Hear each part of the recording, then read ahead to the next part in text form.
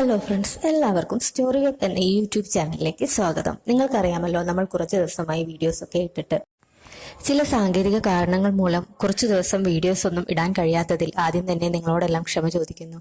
നിങ്ങൾ ഇതുവരെ തരുന്ന എല്ലാ സപ്പോർട്ടുകളും ഇനിയും എനിക്ക് ഉണ്ടാകുമെന്ന് പ്രതീക്ഷിച്ചുകൊണ്ട് നമുക്ക് പുതിയ വിശേഷങ്ങളിലേക്ക് കിടക്കാം. അതിനു മുന്നേ ഒരു കാര്യം കൂടി പറഞ്ഞോട്ടെ. ഇത് നമ്മുടെ പുതിയ ചാനലാണ്. ഇതിലായിരിക്കും ഇനി മുതൽ ഈ പ്രേമം സ്റ്റോറീസിന്റെ എല്ലാ റിവ്യൂകളും വരിക. അതുകൊണ്ട് തന്നെ നിങ്ങളെല്ലാവരും ഈ ചാനൽ ഒന്ന് സബ്സ്ക്രൈബ് ചെയ്ത്, ഷെയർ ചെയ്ത്, ലൈക്ക് ചെയ്ത്, കമൻറ്റ് ചെയ്ത് എന്നെ ഒന്ന് സപ്പോർട്ട് ചെയ്യണേ. So friends, please subscribe, like, share and comment. എന്നാൽ നമുക്ക് പ്രേമം സ്റ്റോറീസിന്റെ പുതിയ വിശേഷത്തിലേക്ക് കിടക്കാം. അധ്യായം 510. അവൻ രക്ഷപ്പെട്ടു. നീലിമയാകെ പരിഭ്രാന്തയായിരുന്നു. സാധികയാണെങ്കിൽ അഞ്ജലിയുടെ കോണ്ടാക്ട് ഡീറ്റെയിൽസും വാങ്ങി അവിടെ നിന്നും പെട്ടെന്ന് തന്നെ പോയി. അവൾ സാമലക്സിന്റെ ആളാണെന്ന് നീലിമയ്ക്ക് അറിയാമായിരുന്നു. പക്ഷെ അതൊന്നും തന്നെ അവൾക്കപ്പോൾ ചോദിക്കാനും കഴിഞ്ഞില്ല. സാമലക്സ് തനിക്കും തന്റെ കുടുംബത്തിനുമെതിരെ എന്തൊക്കെയോ പ്ലാൻ ചെയ്യുന്നുണ്ടെന്ന് നീലിമയ്ക്ക് അപ്പോൾ മനസ്സിലായി. അവൾ അപ്പോൾ സോഫയിൽ ചെന്നിരുന്നു. അഞ്ജലിയാണെങ്കിൽ അപ്പോഴേക്കും ഫോണും കട്ട് ചെയ്തിരുന്നു. ഈ സമയം സിദ്ധാർത്ഥ് അവളുടെ അടുത്തേക്ക് വന്നു. അവളുടെ മുഖത്തെ പരിഭ്രമം ശ്രദ്ധിച്ച് സിദ്ധാർത്ഥ് ചോദിച്ചു, അല്ല, എന്തെങ്കിലും പ്രശ്നമുണ്ടോ? അപ്പോൾ നീലിമയും സിദ്ധാർത്ഥിന്റെ മുഖം ശ്രദ്ധിച്ചു. അവന്റെ മുഖത്തും എന്തൊക്കെയോ പ്രശ്നങ്ങളുള്ളതുപോലെ തോന്നി. അല്ല, എന്തെങ്കിലും പ്രശ്നമുണ്ടോ? നിങ്ങളുടെ മുഖം എന്താ വല്ലാതിരിക്കുന്നത്? അവൾ ചോദിച്ചു. അപ്പോൾ സിദ്ധാർത്ഥ് പറഞ്ഞു, ചെറിയ ഒരു പ്രശ്നമുണ്ട്. ആ ജഗൻ വർമ്മ ജയിൽ ചാടി. സിദ്ധാർത്ഥ് അത് പറഞ്ഞത് കേട്ടപ്പോൾ നീലിമയെ ആകെ പേടിച്ചു പോയിരുന്നു. അപ്പോൾ അവൾക്ക് ബോധ്യമായി, തനിക്കെതിരെ എല്ലാവരും കൂടെ ചേർന്ന് എന്തൊക്കെയോ വലിയ പദ്ധതികൾ ഇടുന്നുണ്ട്. അവൾ അങ്ങനെ പേടിച്ചിരിക്കുന്നത് കണ്ടപ്പോൾ സിദ്ധാർത്ഥ് പറഞ്ഞു, നീ പേടിക്കുകയൊന്നും വേണ്ട, അവനെ ഉടനെ തന്നെ പോലീസ് പൊക്കിക്കോളും. അപ്പോൾ നീലിമ പറഞ്ഞു, നിങ്ങൾ വെറുതെ പറയണ്ട, അവനെ പെട്ടെന്നൊന്നും പോലീസ് പൊക്കാൻ പോകുന്നില്ല. കാരണം അത്രയും നല്ല സുരക്ഷിതമായ ആ ജയിലിൽ നിന്നും അവന് പുറത്തു കടക്കാൻ കഴിഞ്ഞിട്ടുണ്ടെങ്കിൽ, അതിനുള്ളിൽ നിന്ന് തന്നെ അവന് അഞ്ജലിയെ കോണ്ടാക്ട് ചെയ്യാൻ കഴിഞ്ഞിട്ടുണ്ടെങ്കിൽ തീർച്ചയായും അവനെ സഹായിക്കുന്ന ആരോ അതിനുള്ളിലുണ്ട്. അതുകൊണ്ട് തന്നെ അവനെ ഇനി ഒരിക്കലും പോലീസുകാർ പൊക്കുമെന്ന് എനിക്ക് തോന്നുന്നില്ല. നീലിമ അത് പറഞ്ഞപ്പോൾ സിദ്ധാർത്ഥനും ഉറപ്പായിരുന്നു. കാരണം അത്രയും സുരക്ഷിതമായ ജയിലിൽ നിന്നും അവന് പുറത്തു കടക്കാൻ കഴിഞ്ഞിട്ടുണ്ടെങ്കിൽ അതിന് അവന് നല്ല സഹായം തന്നെ അതിനുള്ളിൽ ലഭിച്ചിട്ടുണ്ടാകും. അതുകൊണ്ട് തന്നെ അവനെ പെട്ടെന്നൊന്നും പിടിക്കുക സാധ്യമല്ലെന്ന് അവനറിയാം. ഈ സമയം നീലിമ തുടർന്നു, ഇവരെല്ലാവരും കൂടെ നമുക്കെതിരെ എന്തോ വലിയ പദ്ധതികൾ ഒരുക്കുന്നുണ്ട്. എനിക്ക് പേടിയാകുന്നു. നമ്മുടെ 2 കുഞ്ഞുങ്ങളെയും ഓർത്ത് എനിക്ക് നല്ല ഭയമുണ്ട്. പിന്നെ നിങ്ങൾക്കറിയാത്ത ഒരു കാര്യം കൂടെ ഞാൻ പറയാം. ആ സാധികയില്ലേ, അവൾ സാമലക്സിന്റെ ആളാണ്. നീലിമ അത് പറഞ്ഞപ്പോൾ സിദ്ധാർത്ഥ് അവളോട് ദേഷ്യത്തോടു കൂടി ചോദിച്ചു, അല്ല, ആ സാധിക അവരുടെ ആളാണെന്ന് അറിഞ്ഞിട്ടും നീ എന്തുകൊണ്ടാണ് അത് നേരത്തെ പറയാതിരുന്നത്? അതുകൊണ്ടല്ലേ അവൾക്ക് എത്രയും പെട്ടെന്ന് അങ്ങോട്ട് ഇറങ്ങിപ്പോകാൻ സാധിച്ചത്? അല്ലെങ്കിൽ ഞാൻ അവളെ ഒരു പാഠം പഠിപ്പിക്കുമായിരുന്നു. അപ്പോൾ നീലിമ സിദ്ധാർത്ഥിനോടായി പറഞ്ഞു, ഇപ്പോൾ അങ്ങനെയൊന്നുമല്ല ചിന്തിക്കേണ്ടത്. അവളെ ആദ്യം തന്നെ ആ സിനിമയിൽ നിന്നും പുറത്താക്കണം. അത് ഞാൻ ഹേമന്തിനോട് ചർച്ച ചെയ്തോളാം. പിന്നെ ഇവിടെയുള്ള സുരക്ഷ നിങ്ങൾ ഒന്നുകൂടെ കൂട്ടണം. നീലിമ പറഞ്ഞത് കേട്ടപ്പോൾ സിദ്ധാർത്ഥ് വിനോദ് സത്യയെ വിളിപ്പിച്ചു. എന്നിട്ട് കുറച്ച് ഭീഷണിയുടെ സ്വരത്തിലായിരുന്നു വിനോദിനോട് കാര്യങ്ങൾ പറഞ്ഞ് മനസ്സിലാക്കിയിരുന്നത്. സിദ്ധാർത്ഥ് അവനോടായി പറഞ്ഞു, നിനക്കറിയാമല്ലോ, എനിക്ക് കുടുംബത്തിന് പുറത്ത് ഒരുപാട് ശത്രുക്കളുണ്ടെന്ന്. അതുകൊണ്ട് തന്നെ അവരെല്ലാം ഞങ്ങളുടെ പതനം കാണാനാണ് ആഗ്രഹിക്കുന്നത്. ഇപ്പോൾ ഞങ്ങൾക്കെതിരെ എന്തൊക്കെയോ വലിയ പ്ലാനുകൾ അവരെല്ലാം കൂടെ ആസൂത്രണം ചെയ്യുന്നുണ്ട്. ഇപ്പോഴാകട്ടെ ഒരാൾ ജയിൽ ചാടുകയും ചെയ്തിട്ടുണ്ട്. അതുകൊണ്ട് തന്നെ ഈ വീടിന്റെയും എന്റെ കുട്ടികളുടെയും സുരക്ഷ നീ ഉറപ്പാക്കണം. അതിൽ എന്തെങ്കിലും വീഴ്ച സംഭവിക്കുകയാണെങ്കിൽ പിന്നെ ഞാൻ നിന്നെ വെച്ചേക്കത്തില്ല. ഇത് കേട്ടപ്പോൾ വിനോദ് സിദ്ധാർത്ഥിനോടായി പറഞ്ഞു, സാറിന് എന്നെ വിശ്വസിക്കാം. വേണമെങ്കിൽ എന്നെക്കുറിച്ച് പുറത്തൊക്കെ ഒന്ന് അന്വേഷിച്ചു നോക്കൂ. ഞാൻ ഇതുവരെ ഏറ്റെടുത്ത ദൗത്യം ഒന്നും തന്നെ പാളിയിട്ടില്ല. അതുകൊണ്ട് തന്നെ എന്നെ ധിക്കരിച്ച് എന്റെ അനുവാദമില്ലാതെ ഒരീച്ച പോലും ഈ കോമ്പൗണ്ടിനുള്ളിലേക്ക് കടക്കുകയില്ല. അവന്റെ സംസാരം കേട്ടപ്പോഴാണ് നീലിമയ്ക്കും ഒരാശ്വാസമായത്. അവൾ വീണ്ടും അവനോടായി ചോദിച്ചു, സത്യമായിട്ടും ഒരാൾക്കും ഇങ്ങോട്ടേക്ക് കടന്നു വരാൻ സാധിക്കില്ല എന്നുള്ളത് ഉറപ്പല്ലേ? എന്റെ മക്കളുടെ സുരക്ഷയെക്കുറിച്ച് ഓർത്തിട്ടാണ് ഞാൻ വീണ്ടും ഇത് ചോദിക്കുന്നത്.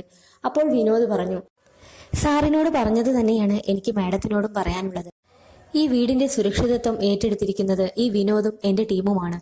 അതുകൊണ്ട് തന്നെ ഈ വീടിന്റെ മാക്സിമം സുരക്ഷ ഞങ്ങൾ ഉറപ്പാക്കുക തന്നെ ചെയ്യും.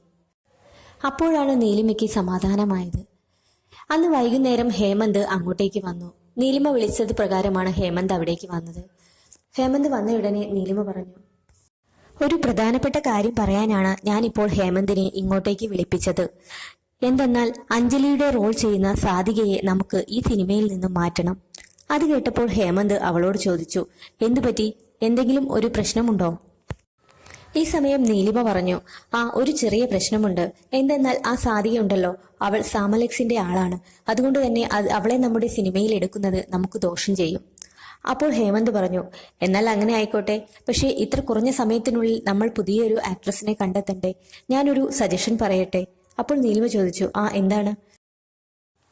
ഈ കുറഞ്ഞ സമയത്തിനുള്ളിൽ അഞ്ജലിയുടെ മുഴുവൻ സ്വഭാവ ഗുണങ്ങളും പഠിച്ചെടുത്ത് അഭിനയിക്കാൻ പുതിയ ഒരാളെ കണ്ടെത്തുക എന്നുള്ളത് ഒരു വലിയ ടാസ്ക് ആയിരിക്കും. അതുകൊണ്ട് തന്നെ അഞ്ജലിയെക്കുറിച്ച് കൂടുതൽ അടുത്തറിയാവുന്ന ഒരാളെ തന്നെ നമുക്ക് അഭിനയിക്കാൻ കിട്ടുകയാണെങ്കിൽ അതായിരിക്കും എന്തുകൊണ്ടും നല്ലത്. അപ്പോൾ നീലിമ ആലോചിച്ചു, അഞ്ജലിയെ അടുത്തു അറിയാവുന്ന ആരാണ്? അപ്പോൾ ഹേമന്ത് വീണ്ടും അവളോട് പറഞ്ഞു, എന്റെ ഒരു അഭിപ്രായത്തിൽ ഈ റോള് നീലിമയ്ക്ക് ചെയ്തുകൂടെ? അവന്റെ ചോദ്യം കേട്ട് നീലിമയാകെ ഞെട്ടിയിരുന്നു. ഞാൻ അഭിനയിക്കാനോ? എനിക്കതിന് അഭിനയമൊന്നും അറിയില്ല. അപ്പോൾ ഹേമന്ത് പറഞ്ഞു, അതിന് അഞ്ജലിയെക്കുറിച്ച് കൂടുതൽ അറിയാവുന്ന ഏക വ്യക്തി നീലിമയാണ്. അവളുടെ കുട്ടിക്കാലം മുതൽ നീ അവളുടെ കൂടെ ഉണ്ടല്ലോ. അതുകൊണ്ട് തന്നെ അവളുടെ സ്വഭാവ ഗുണങ്ങളെല്ലാം നിനക്ക് നല്ലതുപോലെ അഭിനയിക്കാൻ സാധിക്കും. നീ ചെയ്യുകയാണെങ്കിൽ അത് ഏറ്റവും നല്ല കാര്യമായിരിക്കും. സിദ്ധാർത്ഥിനും ഹേമന്തിന്റെ അതേ അഭിപ്രായമായിരുന്നു. അതുകൊണ്ട് തന്നെ നീലിമയ്ക്ക് അത് സമ്മതിക്കേണ്ടി വന്നു. അങ്ങനെ കുറച്ചു ദിവസങ്ങൾക്ക് ശേഷം ഷൂട്ടിംഗ് ആരംഭിച്ചു. നീലിമയും സിദ്ധാർത്ഥും മുഴുവൻ സമയവും ഷൂട്ടിംഗ് ലൊക്കേഷനിൽ തന്നെ ആയിരുന്നു. അശ്വിനും ആ സിനിമയിൽ അഭിനയിക്കുന്നുള്ളതുകൊണ്ട് മല്ലികാമ്മ അവന്റെ കൂടെ തന്നെ അവിടെ ഉണ്ടായിരുന്നു. അശ്വിൻ അങ്ങനെ ഡയലോഗുകൾ പറഞ്ഞുകൊണ്ടിരിക്കുകയായിരുന്നു. അവന്റെ ഊഴത്തിന് ശേഷം തന്റെ റോളുകളാണല്ലോ എന്ന് അവൾ ഓർത്തു. അങ്ങനെ അശ്വിൻ പറഞ്ഞു കഴിഞ്ഞപ്പോൾ അടുത്തത് നീലിമയുടെ അവസരമായിരുന്നു. അങ്ങനെ അവൾ അഭിനയിക്കാനായി മുന്നോട്ടേക്ക് വന്നു. അഞ്ജലിയും ഭൈരവുമായിട്ടുള്ള ഒരു സീനായിരുന്നു അപ്പോൾ എടുക്കേണ്ടിയിരുന്നത്. ഭൈരവായിട്ട് അഭിനയിക്കാനുള്ള ആൾ നീലിമയെ നോക്കി പുഞ്ചിരിച്ചു. അങ്ങനെ അവർ രണ്ടുപേരും അഭിനയിക്കാൻ റെഡിയായി. അപ്പോൾ ഭൈരവായി വേഷമിട്ടിരുന്ന ആൾ പറഞ്ഞു, അഞ്ജലി, നീ ഇത്രയ്ക്കും പാവമായി പോകരുത്. ഈ സമയം നീലിമ അഞ്ജലിയുടെ ഡയലോഗുകൾ പറഞ്ഞു തുടങ്ങി. ഞാൻ അത്രയ്ക്ക് പാവമൊന്നുമല്ല. എനിക്ക് ആ നീലിമയോട് പ്രതികാരം ചെയ്യണം. അതിനുവേണ്ടി മാത്രമാണ് ഞാൻ ഇങ്ങനെ നിൽക്കുന്നത്. അപ്പോൾ ഭൈരവും പറഞ്ഞു, ഞാനും നീലിമയ്ക്ക് വേണ്ടിയിട്ടാണ് നിന്റെ അടുത്ത് ഇങ്ങനെയെല്ലാം ബിഹേവ് ചെയ്യുന്നത്. അപ്പോൾ അഞ്ജലിയും പറഞ്ഞു, നമുക്ക് ഇങ്ങനെയുള്ള ഈ പ്രേമ നാടകമൊക്കെ ഇവിടെ അവസാനിപ്പിക്കാം. എനിക്ക് നീലിമയോട് പ്രതികാരം ചെയ്യണം വേണം. നിനക്കാണെങ്കിൽ നീലിമയെ കിട്ടുകയും വേണം. അല്ലാതെ നമുക്കിടയിൽ വേറെ പ്രശ്നങ്ങളൊന്നുമില്ല. നീലിമ ആ ഡയലോഗുകൾ പറഞ്ഞു നിർത്തിയപ്പോൾ അവൾക്ക് തോന്നി, അഞ്ജലിയും ഭൈരവും തമ്മിൽ ഇങ്ങനെയൊരു പ്രണയമൊക്കെ ഉണ്ടായിരുന്നുവോ? അതൊന്നും ഞാൻ അറിഞ്ഞിരുന്നുവല്ലോ. ഒരുപക്ഷെ ഉണ്ടായിരിക്കും. അവളുടെ ജീവിതത്തിലെ എല്ലാ കാര്യങ്ങളുമൊന്നും താൻ അറിഞ്ഞിട്ടുണ്ടായിരുന്നില്ലല്ലോ. അതുകൊണ്ട് തന്നെ ഇങ്ങനെയൊക്കെ നടന്നിട്ടുണ്ടാകും. അതും പറഞ്ഞ് അവൾ ഓരോന്ന് ആലോചിച്ചിരിക്കുകയായിരുന്നു. അപ്പോൾ അഞ്ജലിയുടെ ഡയലോഗ് പറയാൻ രണ്ടാമത്തെ ഊഴമെത്തി. അപ്പോൾ നീലിമ അഞ്ജലിയുടെ ഡയലോഗുകൾ പറഞ്ഞു തുടങ്ങി. നോക്കൂ, ഞാൻ എക്കാലവും നിന്റെ പിന്നാലെയൊന്നും നടക്കുകയില്ല. നീ എത്രയും പെട്ടെന്ന് ആ നീലിമയെ കിട്ടിക്കഴിഞ്ഞാൽ ഈ സ്ഥലത്ത് നിന്ന് തന്നെ വിട്ടോണം. പിന്നെ അവൾ ഒരിക്കലും ഞങ്ങളുടെ വീട്ടിലേക്കോ ഞങ്ങളുമായിട്ടോ യാതൊരുവിധ കോണ്ടാക്റ്റും വെക്കാൻ ഇടവരുത്തരുത്. അങ്ങനെയാണെങ്കിൽ മാത്രമേ ഇക്കാര്യങ്ങളൊന്നും ഞാൻ അവളോട് പറയാതിരിക്കുകയുമുള്ളൂ, അവളെ ഉപദ്രവിക്കാതിരിക്കുകയുമുള്ളൂ. അപ്പോൾ ഭൈരവ് സമ്മതിച്ചു. ശരി, അവളെ എന്റെ കയ്യിൽ കിട്ടിയാൽ ഞങ്ങൾ എത്രയും പെട്ടെന്ന് ഇവിടെ നിന്നും വിട്ടോളാം. അതുകൊണ്ട് തന്നെ ഞാൻ നിനക്ക് ഉറപ്പു തരുന്നു, പിന്നീട് ഒരിക്കലും അവൾ നിങ്ങളുമായിട്ട് യാതൊരുവിധ കോണ്ടാക്റ്റും ഉണ്ടാകുകയില്ല എന്ന്.